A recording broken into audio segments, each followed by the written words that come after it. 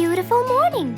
Mr. Falcon should have been here by now. He was supposed to get me some sugar candies from the other side of the river. I can't cross that river on my own. I can't swim. I'd better go to Mr. Fox. He'll tell me what to do. And since Mr. Fox helped many more, she went to him and knocked on his door.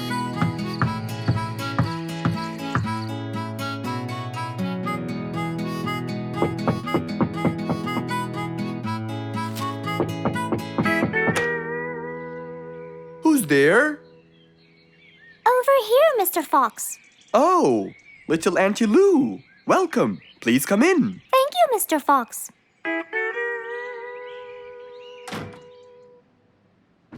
What can I do for you?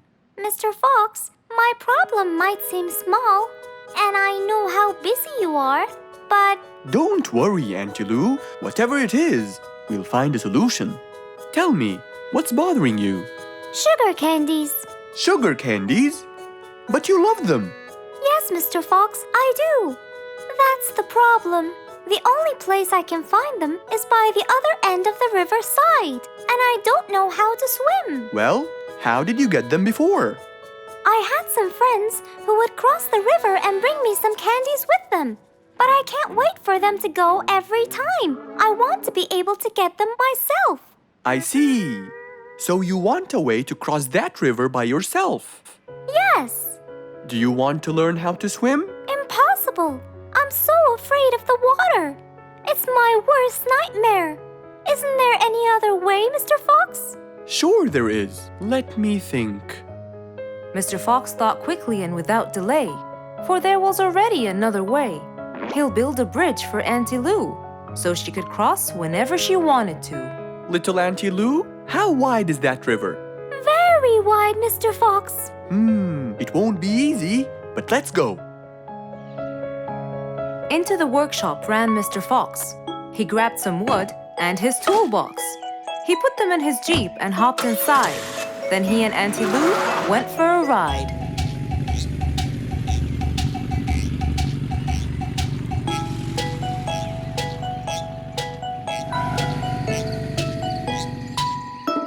Little Auntie Lou, that's not a very wide river. But it is to me, Mr. Fox. You're only saying that because you're too big. Maybe you're right. Little Auntie Lou, let's get started.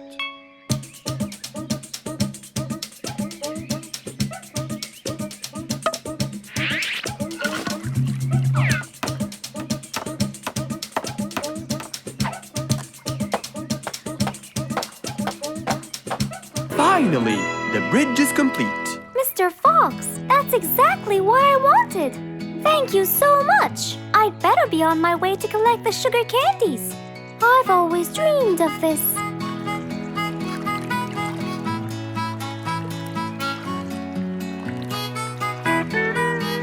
Enjoy the candy, little Auntie Lou.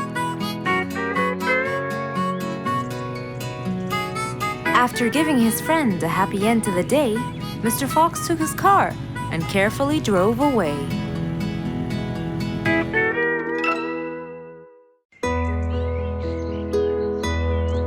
It was a bright, early spring morning. Still feeling a little sleepy, Mr. Fox opened his eyes and got out of bed.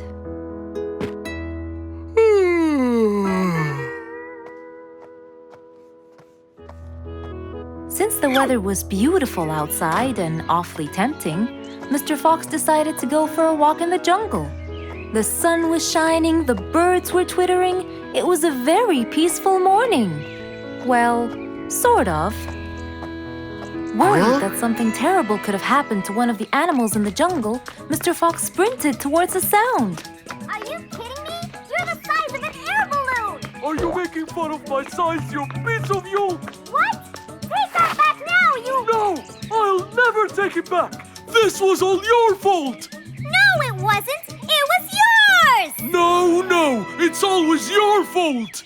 Now, calm down. Oh, Mr. Fox, I'm so glad you passed by. You're the only one that could solve my problem. Solve your problem? No, Mr. Fox will solve our problem. No way! What you did was a total crime. No, not true. You're the one who started it all and injured me, you big There, calm down. And just tell me what happened. He woke me up. Slow down, one at a time. Mr. Panda, you go first. Thank you. Now, I was walking heading to my house when I realized that for me to get there, it will take me 12 minutes. And I was so tired and sleepy. So I thought about it, and I realized I should just lay here for a while and take a short nap. And just as I was starting to get comfortable, I found little chicklets screaming with the highest pitch into my ears, Mr. Fox. My ears! Can you believe that? Well, that's not a very nice thing to do, little chicklets. Why did you do that?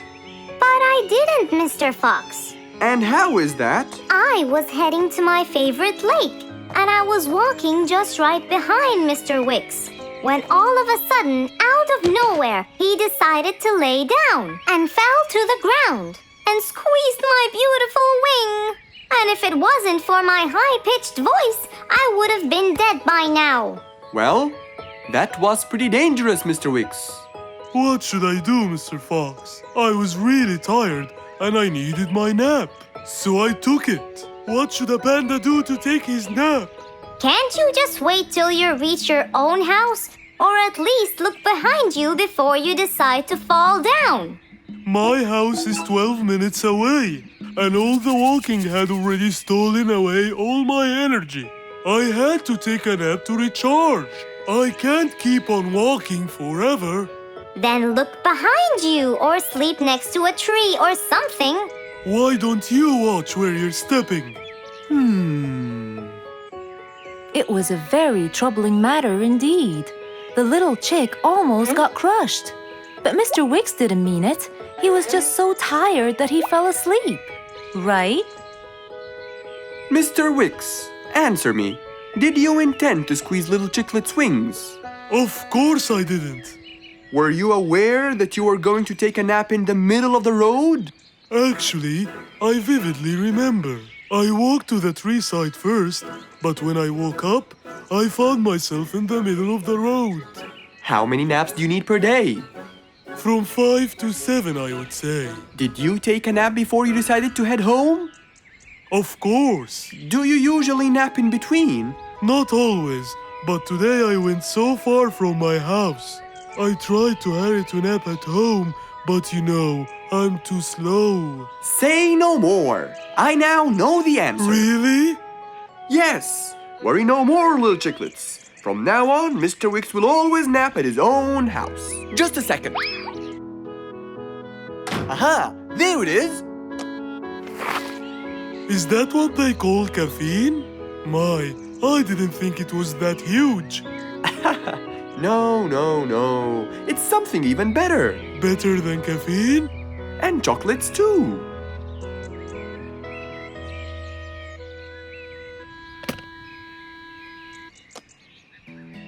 Wow! Rollerblades! So you'll be able to move fast and reach your house as fast as you can. Oh, can I try it now? Sure you can. Wow! Whee! Yahoo! Thank you, Mr. Fox. Anytime you need me, I'll be there.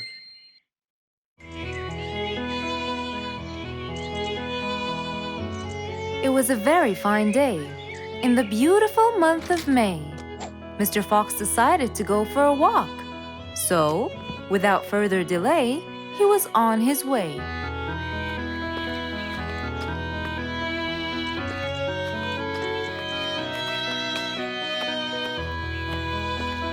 While Mr. Fox was walking, enjoying the sun and the trees, he heard a quarrel at a distance and someone saying, Stop! Please!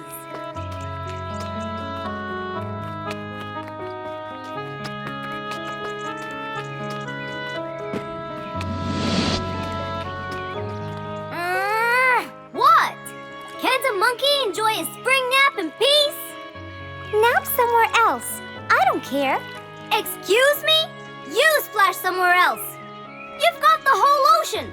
That's more than enough room. What's going on here? I like it here, and I'm going to stay. You stink!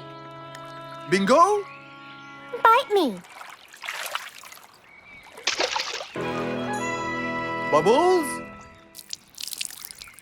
I gobble you up, but I prefer a healthy diet. What's the matter with you two? I'm calm and happy. I'm just simply awesome. Mr. Fox, can you believe her? Honestly, I don't believe the fact that you two are fighting in this lovely weather. You tell him, Mr. Fox.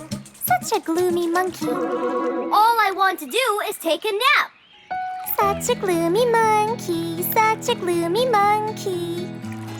Bubbles, stop that. What's your problem, Bingo? What can I say, Mr. Fox? I just wanted to nap on my hammock.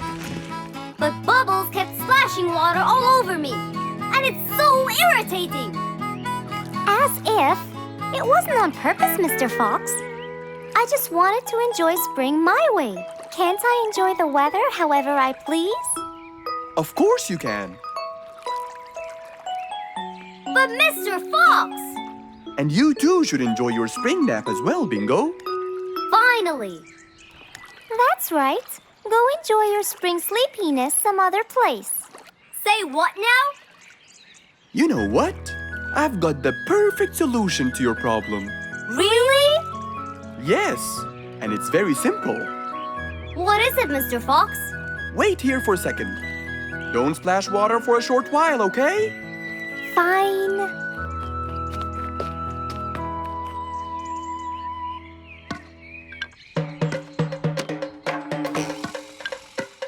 The hammock was very close to the lake.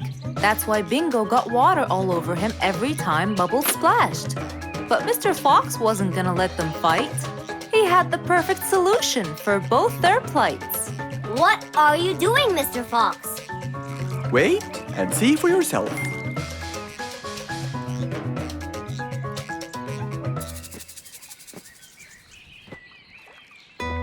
Let's see. First, we'll untie the hammock. 1, 2, 3, 4, 5.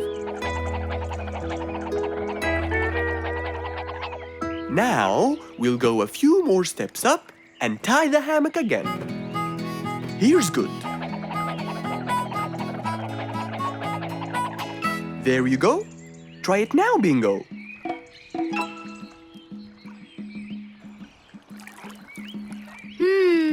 Very comfortable, Mr. Fox. I love it. And the air up here makes me sleepier. Bubbles, give me your biggest splash.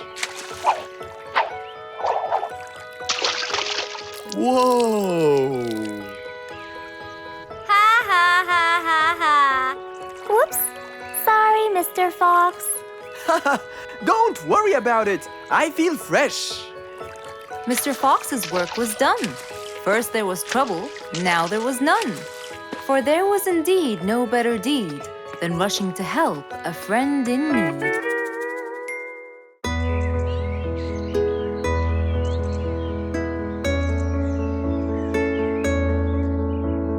One cold morning, while everyone was shivering in their houses, Mr. Fox woke up and went to watch his favorite team play.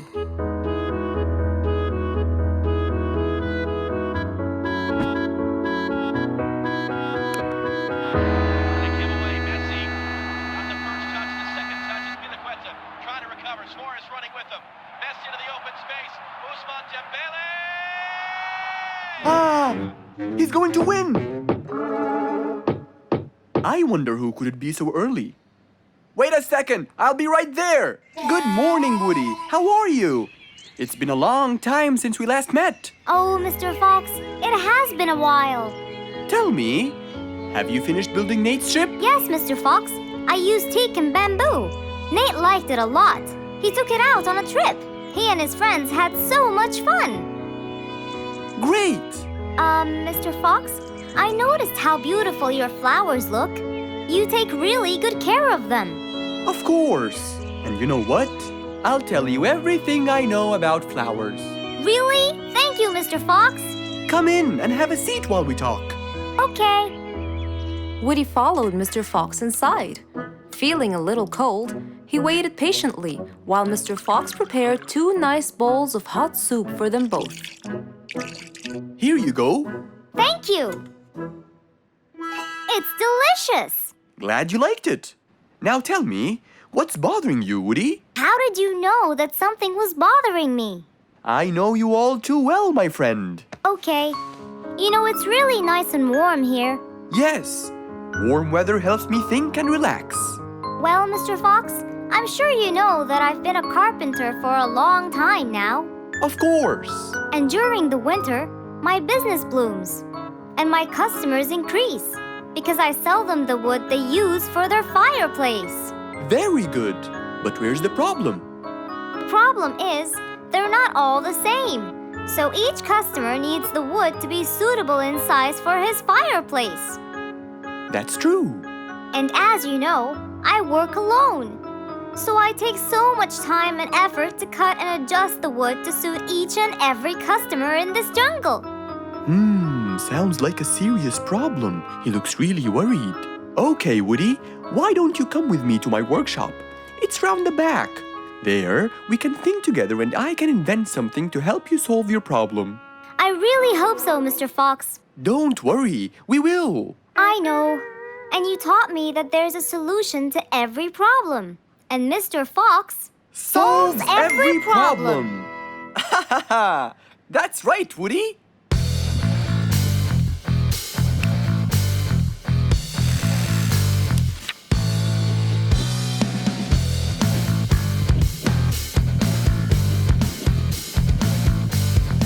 I will invent a gigantic wood-cutting machine that has the ability to choose and control the size and shape of your wood depending on what you need.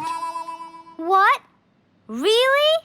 Aw, you're the best, Mr. Fox. I'm just going to need some time to build the machine. You got it, Mr. Fox. I'll go get a few things done and I'll come back. Okay, I'll see you then, Woody.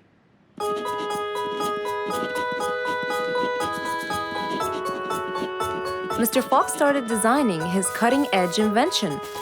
He knew that is exactly what Woody needed to help him with his carpenting business. And because he was making this device for Woody, he thought he'd add a bit of color to make it all even more special. Finally, this is it! Mr. Fox's size-adjusting wood-cutting machine.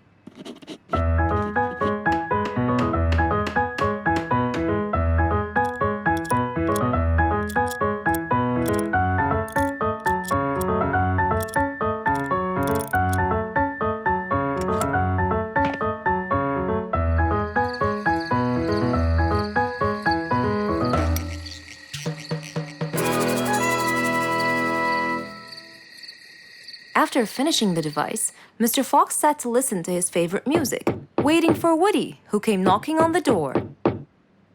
Hello, Woody. You're right on time. Have you finished building the new machine for me, Mr. Fox? Of course I have. It's in my workshop. Let's go see it.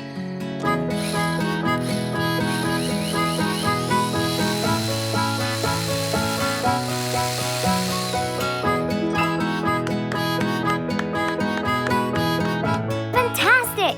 I don't know how to thank you, Mr. Fox. I'm really grateful for what you've done. Don't thank me. I only did what I had to do.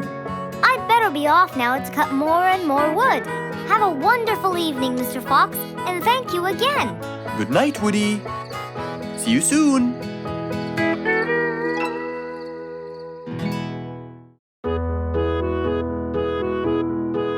Mr. Fox was known for his kindness in helping others. Everyone went to him for advice, even Woody, the Jungle Carpenter. After being assigned the task of building a really big ship, he went to Mr. Fox, seeking his wisdom. Mr. Fox listened carefully to what Woody had to say, and in turn, promised to help him. He started a research on shipbuilding, and after hours and hours of hard work, he finally got it. Yes! I've got it! But there is something I need to check first.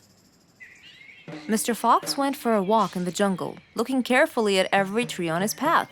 Then he stopped in front of one and said, Yes! That's the one! Immediately, Mr. Fox took a paint bucket.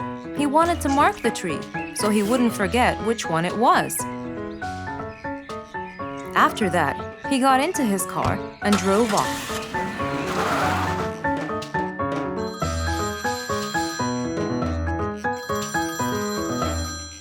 When he got home, he called Woody to tell him that he had found the perfect solution to his problem.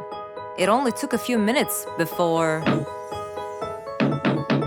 Oh, Woody, right on time. Come on, Mr. Fox, tell me. Okie dokie, come in. I finally figured it out. I never doubted you, Mr. Fox. I was sure you'd be the one to help me find an answer to my problem. Oh, don't mention it. Here you go. These are blueprints. They're guidelines that will help you learn how to build a ship easily. Woody started reading the blueprints thoroughly. He knew most of what was written in it, so he looked up and said, It's a lot easier than I thought. Thank you so much, Mr. Fox. Oh, but Mr. Fox, what about the materials that I'll need to build it? Here's a list of all the materials you'll need. And what about the kind of wood I should use, Mr. Fox? I did extensive reading, and I found out that our ancestors were famous for using teak in the process of building ships, as it's really stiff, strong, and it can also be shaped to have wide planks, which would help the ship to withstand the waves of the sea. But I know you don't know what teak is. Not everyone does. But come along. I think it would be better to show you the tree I found earlier in the jungle. Our jungle? Of course! Everything you dream of can be found in our beautiful jungle. Mr. Fox got into his car with Woody by his side and drove off. They headed towards the tree that Mr. Fox had marked earlier. Here's the tree. Huh? I have loads of that wood in my store, but I never knew that I could use it to build ships. I didn't know about teak either. But with a little bit of research, everything is open to you, my friend. Mr. Fox, I can't thank you enough. I'm really happy right now. I'll never forget what you've done for me. It's my pleasure, Woody. Now that I know what I should do, I'll go back and start building that ship for Nate as fast as I could. Thank you again, Mr. Fox. So, after helping his friend, Mr. Fox got into his car and drove away happily. You know, it's true what they say. A friend in need is a friend indeed.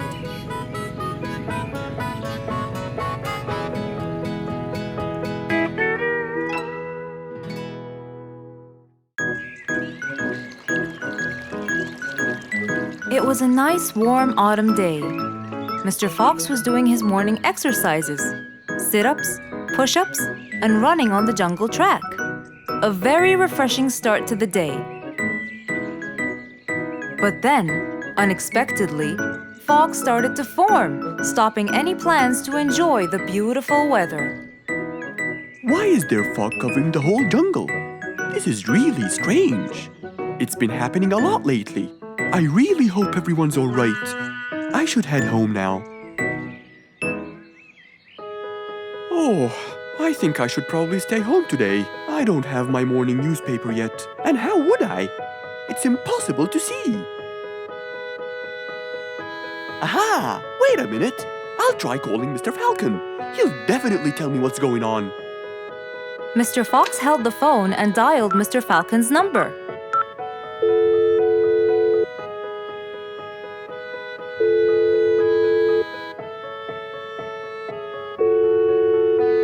Oddly enough, there was no answer.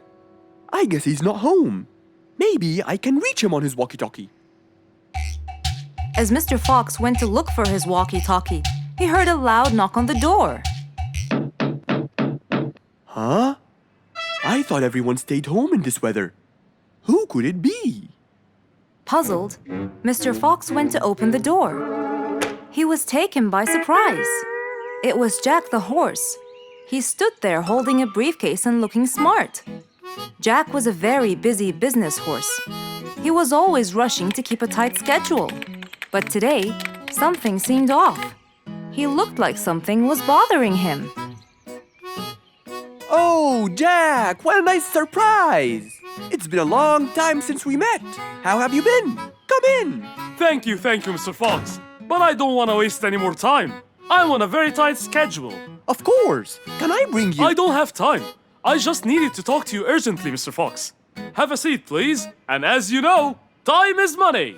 Wait. Hold on. First, tell me how you managed to get here in this bad weather. There's no time. I'm so busy, and I need your help with something important. All right, tell me what's the matter. Well, it all started last week.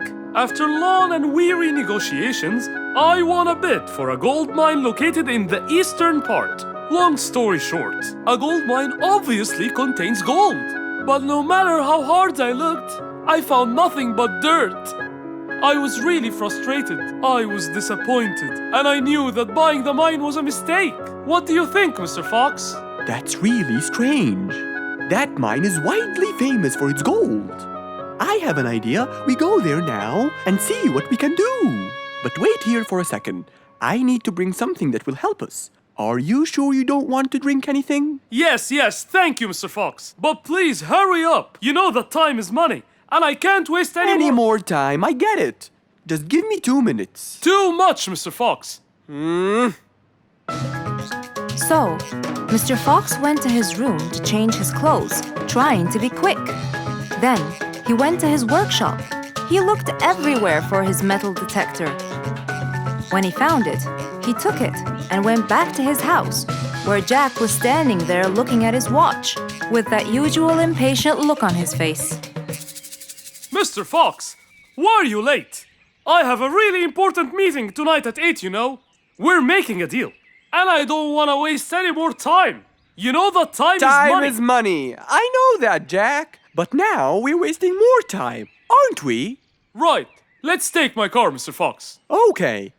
The fog had gradually started to clear away, and the vision became clearer and clearer. But as Mr. Fox was about to get in the car, something happened. What's that? What's going on? What happened? That's what we'll find out in the next episode.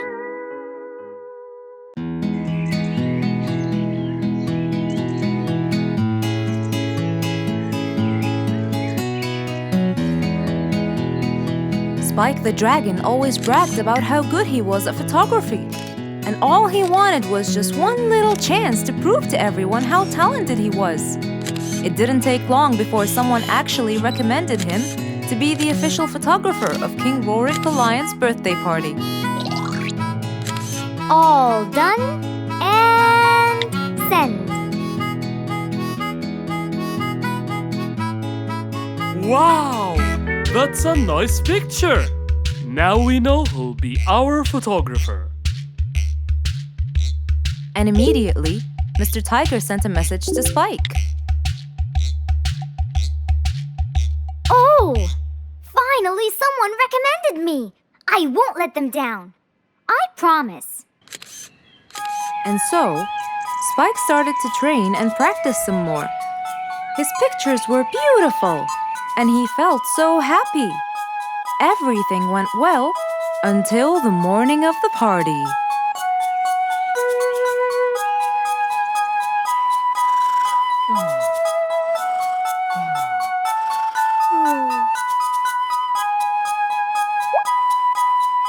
Oh, today's the day. Finally! Maybe I should train some more.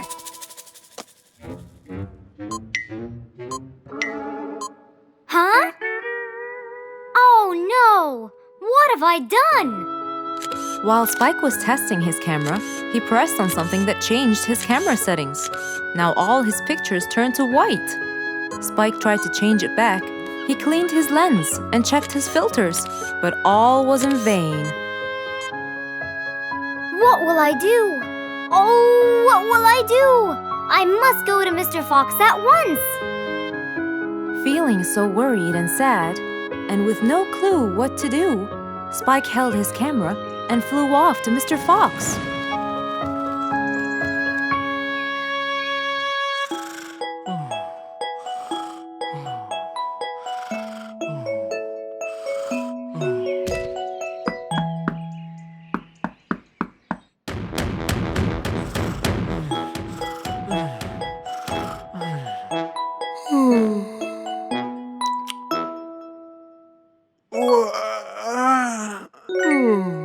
Who could it be this early?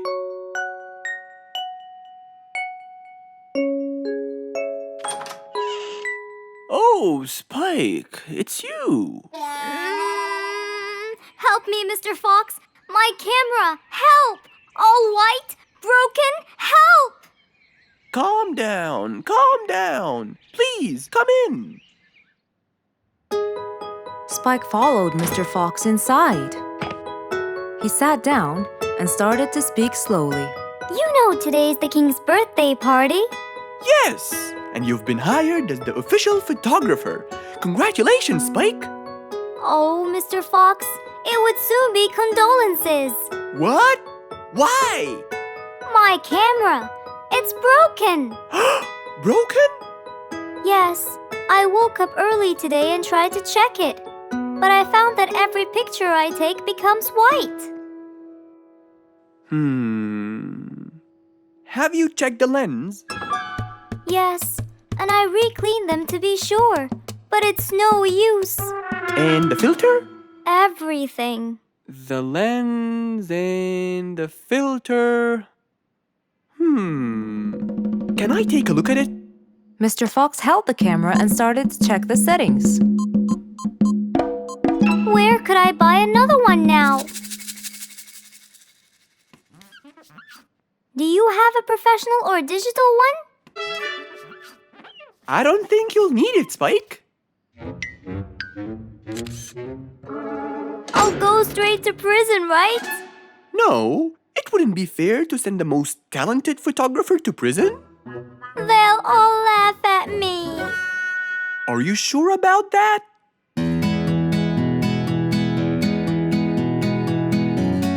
Mr. Fox took a picture with the camera and showed it to Spike, who couldn't believe his eyes. Wow, it's back. What was wrong with it? Looks like you accidentally increased the gamma.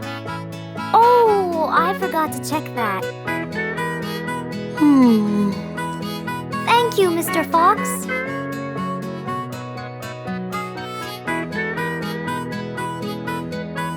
I'll go now. See you at the party. That would be awesome. With that, Spike walked out of Mr. Fox's place. He went back home with a smile on his face.